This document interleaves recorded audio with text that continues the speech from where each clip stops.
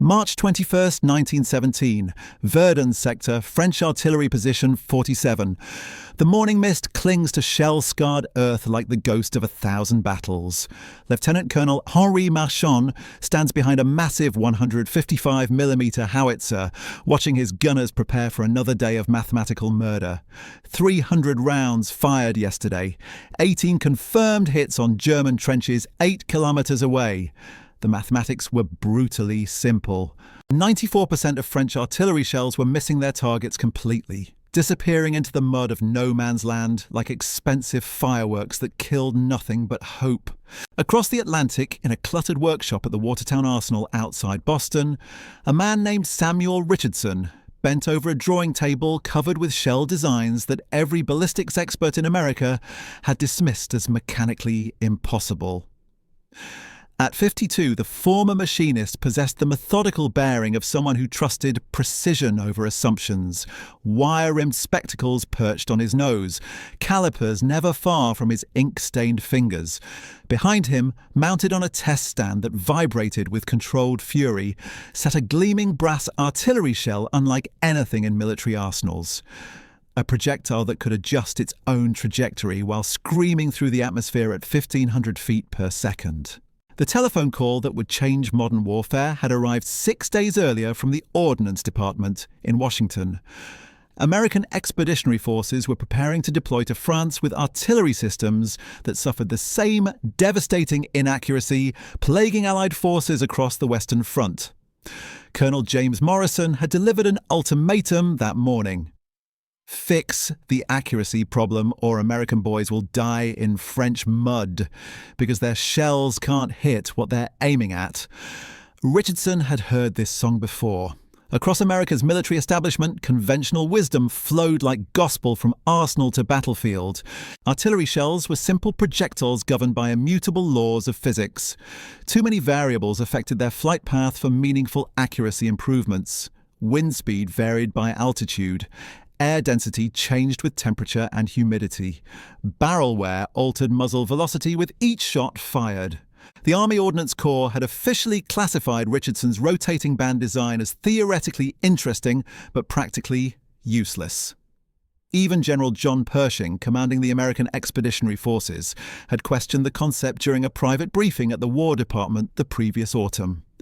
Artillery effectiveness depended on volume of fire rather than individual shell precision.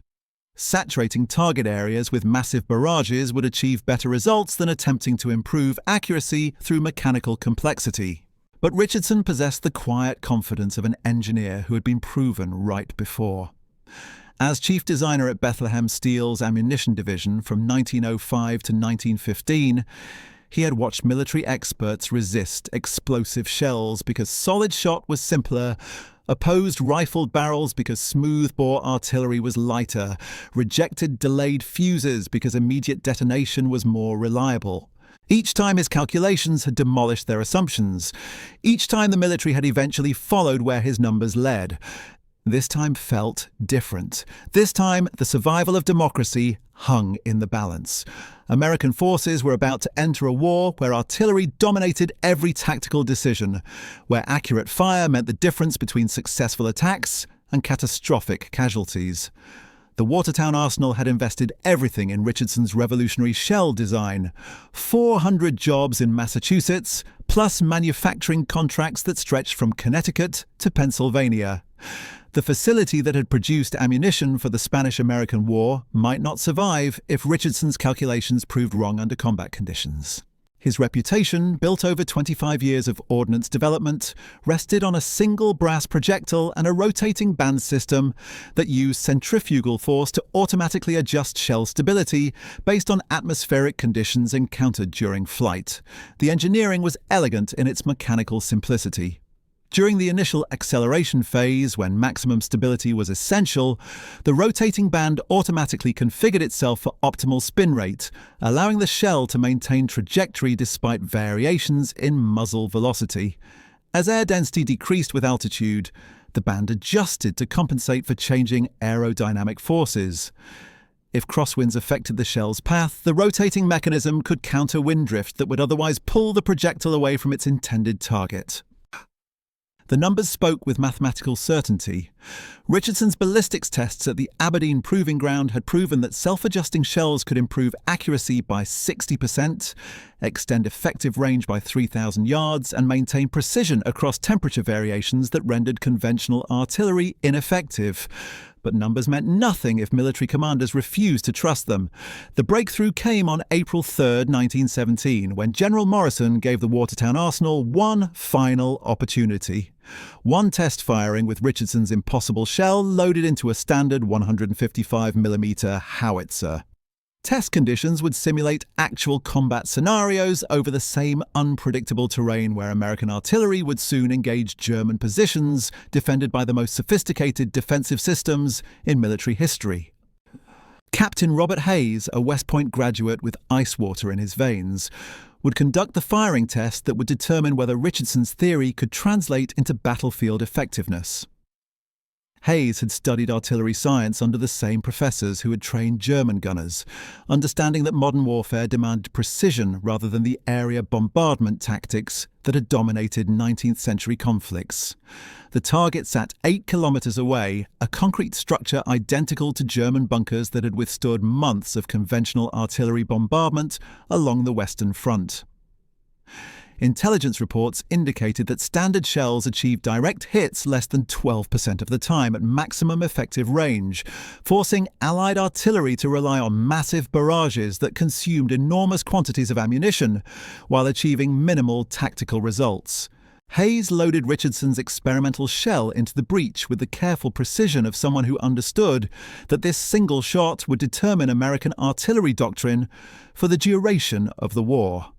The rotating band system gleamed like precision clockwork, its mechanical components calibrated to tolerances measured in thousandths of an inch.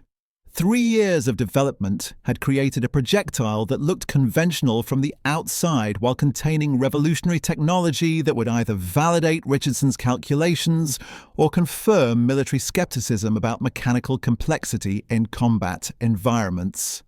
The howitzer fired with thunderous authority, launching Richardson's shell into the Massachusetts sky at muzzle velocity that would test every component of his self-adjusting system. As the projectile climbed toward its ballistic peak, centrifugal forces engaged the rotating band mechanism, automatically optimizing shell stability for atmospheric conditions that no earthbound engineer could predict or control. 8 seconds of flight time elapsed before impact. The concrete target erupted in a fountain of debris that confirmed what Richardson's mathematics had predicted, but military experts had refused to believe. Direct hit at 8 kilometers range, achieved through mechanical precision rather than lucky accident or favorable weather conditions. Hayes received the impact assessment by field telephone within minutes. Shell struck target center. Structural destruction complete. Accuracy exceeded all expectations for long-range artillery fire. But as orders began flooding into Watertown Arsenal's production facility, a darker reality was emerging across the Atlantic.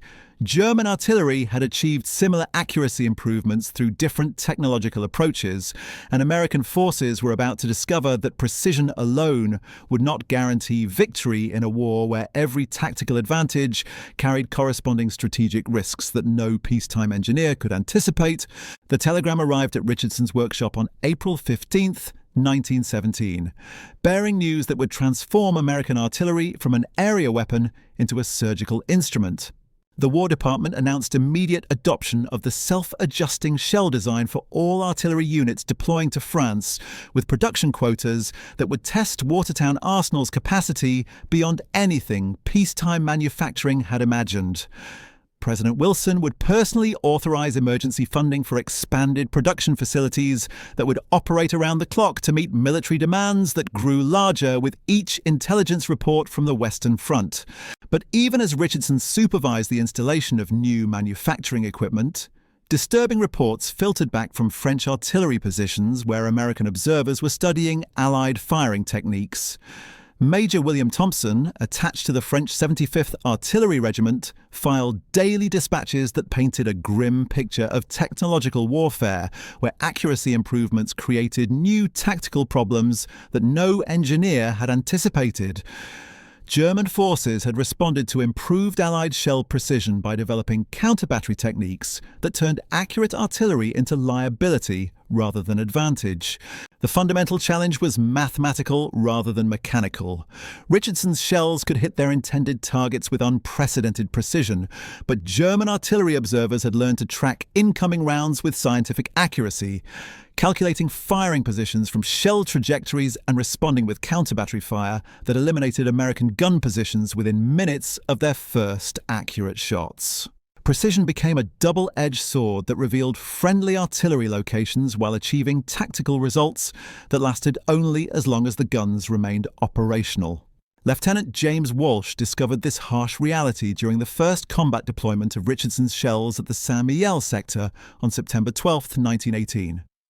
His battery of 155mm howitzers had achieved 17 direct hits on German machine gun positions during the morning bombardment, silencing enemy strongpoints with efficiency that amazed French observers who had grown accustomed to massive barrages that accomplished minimal tactical objectives. The rotating band system performed flawlessly under combat conditions, automatically adjusting to atmospheric variations that ranged from morning fog to afternoon wind shear that would have defeated conventional artillery completely. But German artillery response arrived with clockwork precision, bracketing Walsh's gun positions with counter-battery fire that forced immediate displacement after less than 30 minutes of effective shooting. The accuracy that made Richardson's shells tactically valuable had simultaneously made them strategically dangerous by providing German observers with precise data about American artillery capabilities and locations. The production challenge facing Watertown Arsenal grew more complex with each passing week as military demands multiplied beyond anyone's initial calculations. Each self-adjusting shell required 43 precision machine components with tolerances that demanded skilled craftsmen working with specialized equipment that took months to acquire and install. The Arsenal's Massachusetts facility expanded to encompass 3 separate manufacturing buildings operating continuous shifts, but demand consistently exceeded capacity as artillery units across France reported ammunition consumption rates that dwarfed peacetime estimates. Quality control became Richardson's consuming obsession as production quotas pressured manufacturing processes that had been designed for careful craftsmanship rather than mass production.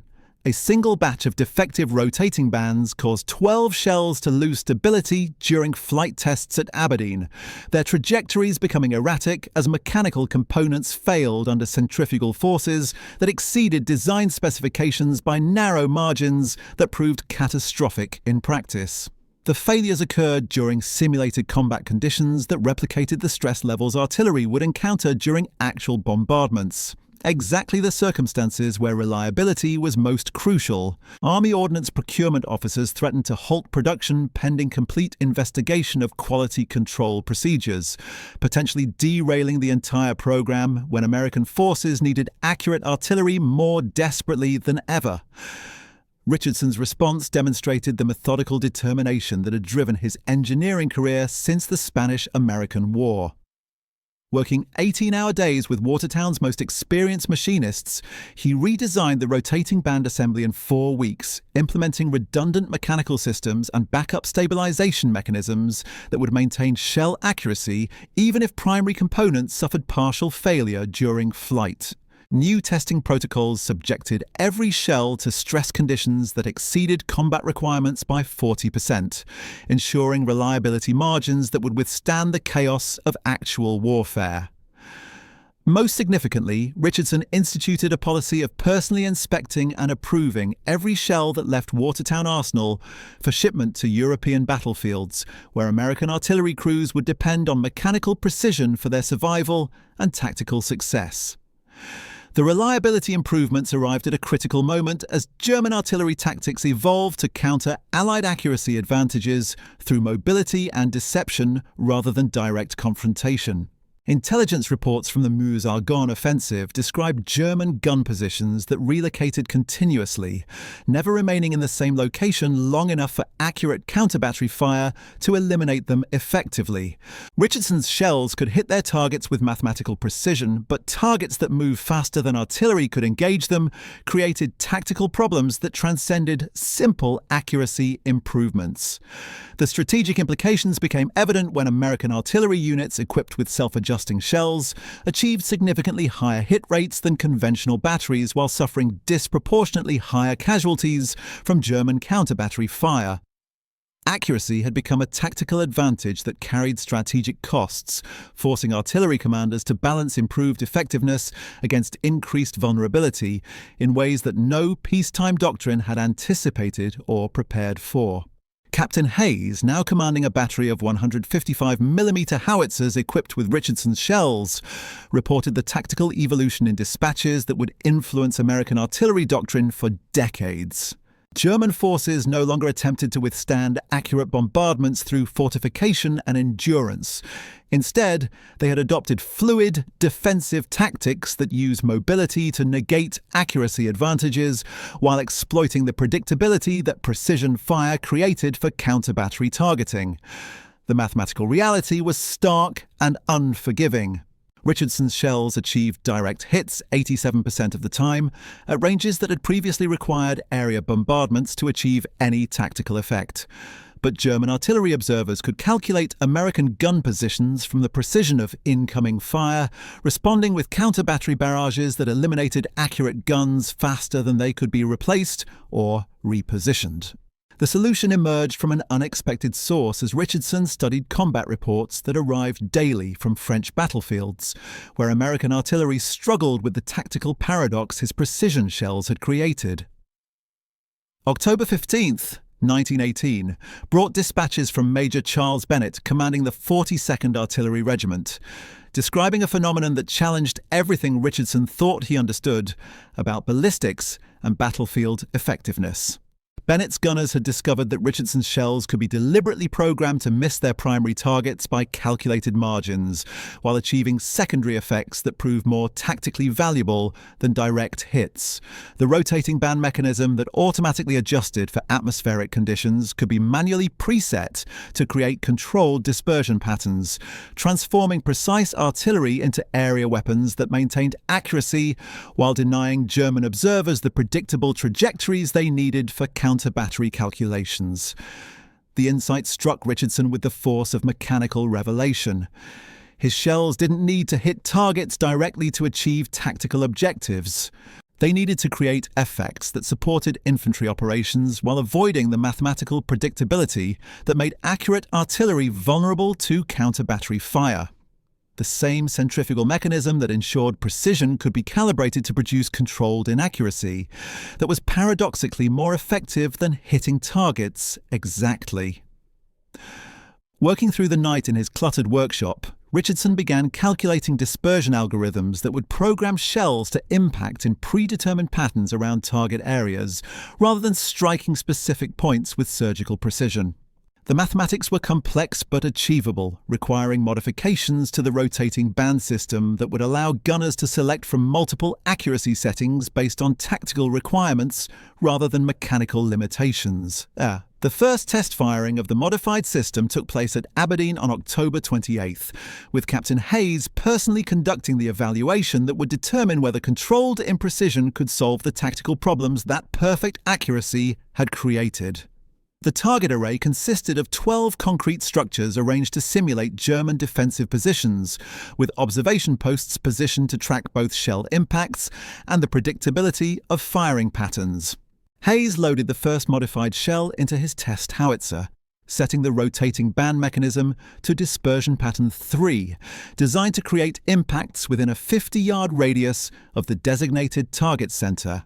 The mathematical beauty of Richardson's solution became apparent as the shell struck 42 yards northeast of the aiming point, exactly where the dispersion algorithm had predicted while appearing random to observers who lacked knowledge of the underlying mechanical calculations.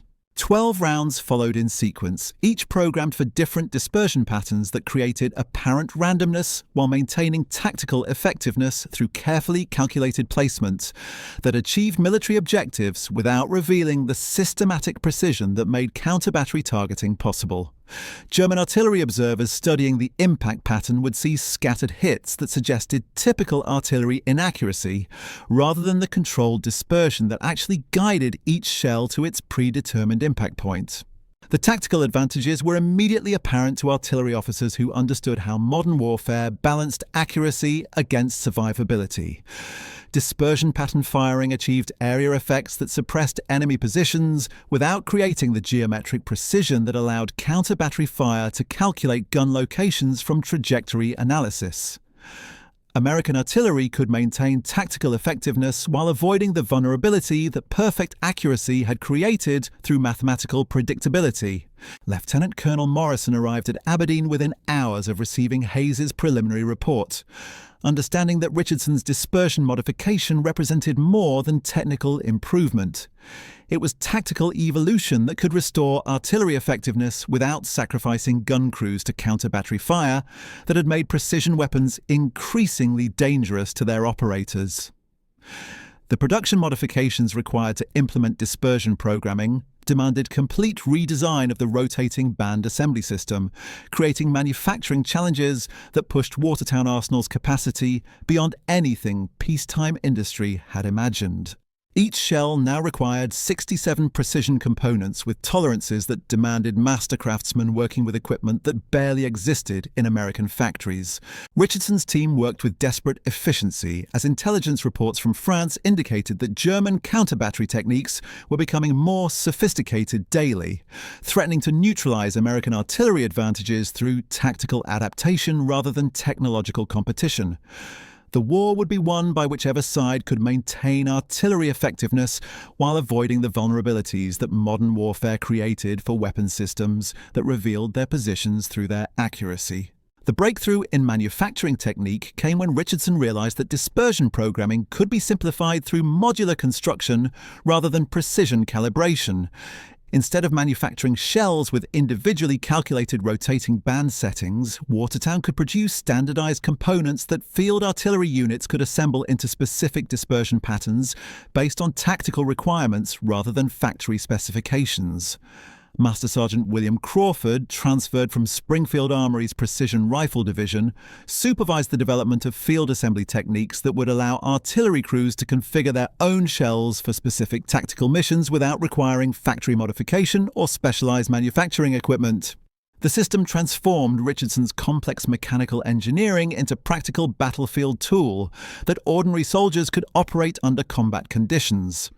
The field testing program began November 5, 1918, with the 1st Artillery Brigade conducting live fire exercises that simulated combat conditions where dispersion programming would determine tactical success or failure. Colonel Hayes, now commanding the test unit, understood that these exercises would establish American artillery doctrine for conflicts that extended far beyond the current European war. The results exceeded every projection Richardson had calculated during months of theoretical development. Artillery units equipped with dispersion-capable shells achieved target suppression rates that matched area bombardment effectiveness while consuming 60% less ammunition and avoiding counter-battery casualties that had plagued precision firing techniques. German observation posts could no longer predict American gun positions from shell impact patterns because controlled randomness masked the systematic calculations that guided each projectile to its intended effect. More significantly, dispersion programming allowed single artillery batteries to simulate the firing patterns of multiple gun positions, creating tactical deception that multiplied apparent American artillery strength while concealing actual deployment patterns from enemy intelligence gathering efforts that relied on mathematical analysis of shell placement to assess Allied capabilities and positions. The Armistice of November 11, 1918, arrived as Watertown Arsenal prepared to begin mass production of dispersion-programmable shells that would have revolutionized artillery warfare had the conflict continued beyond the technical solutions Richardson's engineering had created for tactical problems that emerged from his original accuracy improvements. But even as celebration echoed across American military installations, Richardson understood that his work represented beginning rather than conclusion of artillery evolution. Future conflicts would demand even more sophisticated solutions as military technology created new tactical challenges that peacetime engineering could barely anticipate. The rotating band system that had solved World War I's accuracy problems would become foundation for developments that would transform warfare in ways that no contemporary observer could imagine. The final report documenting Richardson's dispersion programming system would travel to Army Ordnance archives carrying mathematical proof that controlled inaccuracy could achieve military objectives more effectively than perfect precision under battlefield conditions where predictability became liability rather than advantage. American artillery had learned to miss targets deliberately in order to hit strategic objectives that transcended simple mechanical accuracy through tactical sophistication that emerged from engineering solutions to problems that warfare itself had created. December 3rd, 1918. Camp, Zachary Taylor, Kentucky. The morning air carried the sharp bite of approaching winter as Colonel Hayes stood before a gathering of artillery officers who represented every major engagement of the American Expeditionary Forces. These men had witnessed Richardson's shells transform from theoretical impossibility to battlefield necessity, but none understood the full scope of what Watertown Arsenal's engineering revolution would mean for future warfare. The demonstration artillery piece gleamed in the pale sunlight, a standard 155mm howitzer that had been modified with Richardson's latest innovation. Field programmable dispersion control that could be adjusted by gun crews without returning shells to factory modification. Master Sergeant Crawford worked with practiced efficiency, showing assembled officers how ordinary soldiers could configure ammunition for specific tactical requirements using nothing more than standard artillery tools and basic mechanical understanding. Captain Robert Chen, recently returned from the Meuse-Argonne offensive, watched the demonstration with the skeptical eye of someone who had seen too many promising innovations fail under combat stress. His battery had fired over 3,000 of Richardson's shells during the final German offensive, achieving tactical results that had seemed impossible just months earlier. But battlefield experience had taught him that mechanical complexity inevitably created new problems that peacetime testing could never anticipate. The first demonstration round loaded with Dispersion Pattern 7, designed to create impacts within a predetermined oval measuring 80 yards by 40 yards, oriented to suppress enemy positions while appearing random to counter-battery observers. Crawford set the rotating band mechanism with movements that looked casual, but reflected months of training that had transformed complex engineering into routine field procedure. The howitzer fired with familiar thunder, launching Richardson's latest creation toward targets arranged to simulate German defensive positions that had dominated European battlefields for 4 years.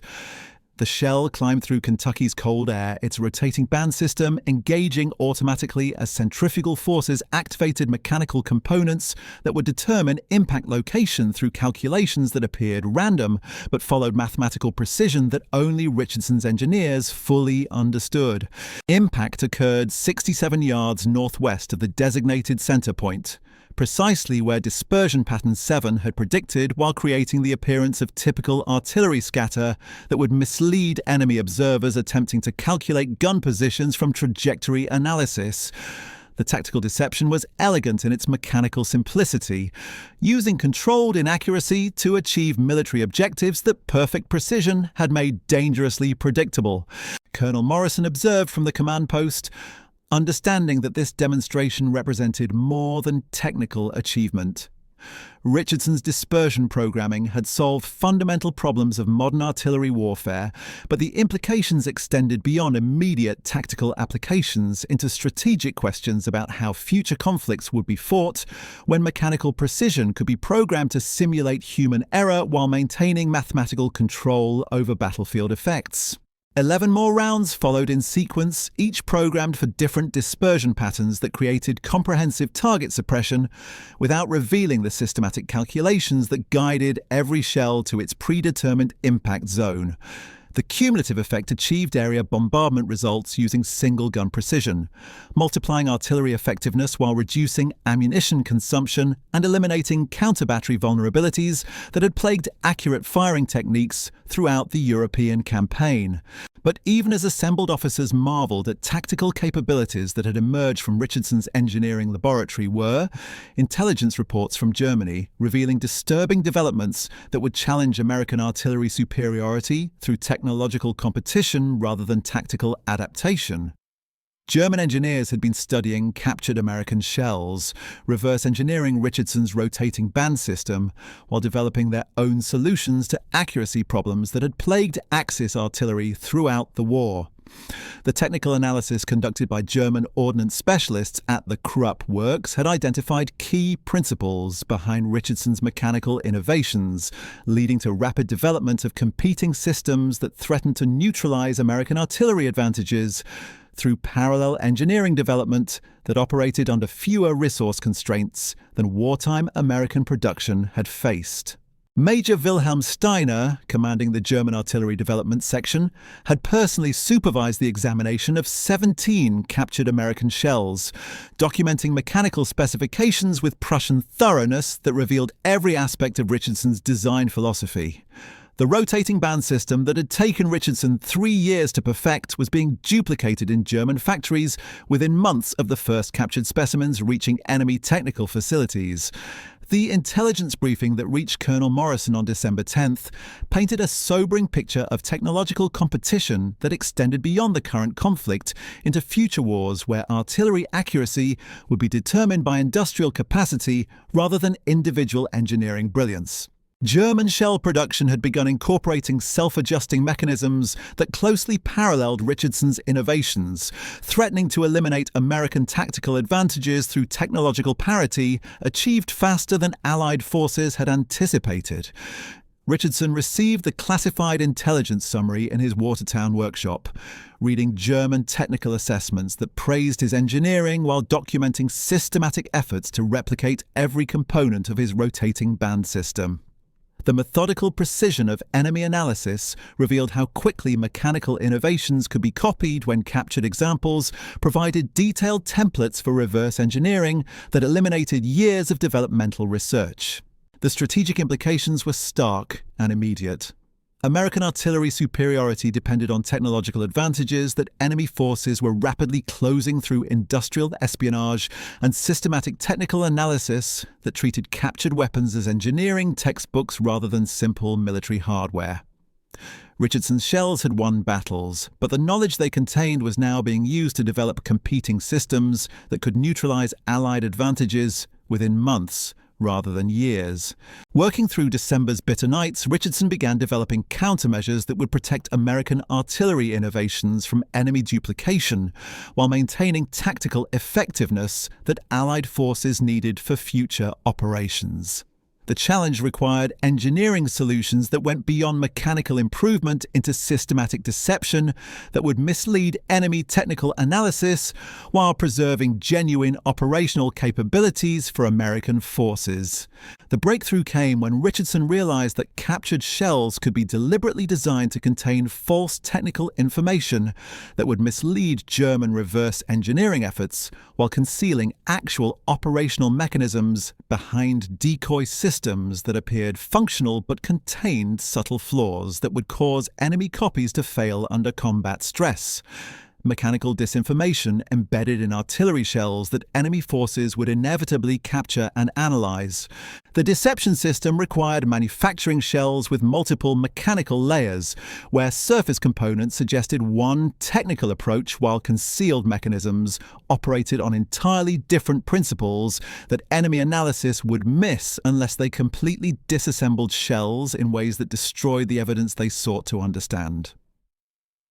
Richardson's team began developing dummy rotating bands that masked actual dispersion control systems behind mechanical elements that looked sophisticated but functioned according to deliberately flawed engineering principles. Lieutenant Colonel Hayes supervised field testing of the deception shells during January 1919 exercises that simulated conditions where American ammunition would be captured and subjected to enemy technical analysis. The dummy components performed convincingly under casual examination while concealing actual operational mechanisms behind false technical signatures that would mislead reverse engineering efforts for months or years, depending on how thoroughly enemy analysts studied the captured specimens. The psychological impact on German technical teams became evident when intelligence intercepts revealed growing frustration among Krupp engineers attempting to replicate American shell accuracy using mechanical specifications derived from captured examples that contained Richardson's deliberate misinformation. Enemy production schedules slipped as German factories struggled to manufacture shells based on technical data that appeared authentic but contained subtle errors that prevented successful duplication of American capabilities. Master Sergeant Crawford, now responsible for training artillery crews in deception shell handling, developed field procedures that ensured American forces could distinguish between operational ammunition and decoy shells designed for enemy capture. The system used mechanical coding that ordinary soldiers could recognize while remaining invisible to enemy technical analysis that lacked knowledge of American identification protocols. The tactical effectiveness of deception shells exceeded Richardson's most optimistic projections when German artillery units began deploying shells based on captured American technical specifications that contained deliberate engineering flaws. Enemy accuracy rates declined as German forces unknowingly adopted mechanical systems that had been designed to fail at critical moments, creating artillery unreliability that Allied intelligence attributed to manufacturing problems rather than systematic technical sabotage. The production challenge of manufacturing authentic shells, alongside convincing decoys, pushed Watertown Arsenal's capacity beyond anything peacetime industry had imagined possible. Each deception shell required the same precision manufacturing as operational ammunition, while incorporating additional mechanical elements that would mislead enemy analysis without compromising the convincing appearance that made technical deception effective. Quality control became infinitely more complex as Richardson's team developed testing protocols that verified both operational effectiveness and deceptive authenticity for shells that served dual purposes as weapons and disinformation tools.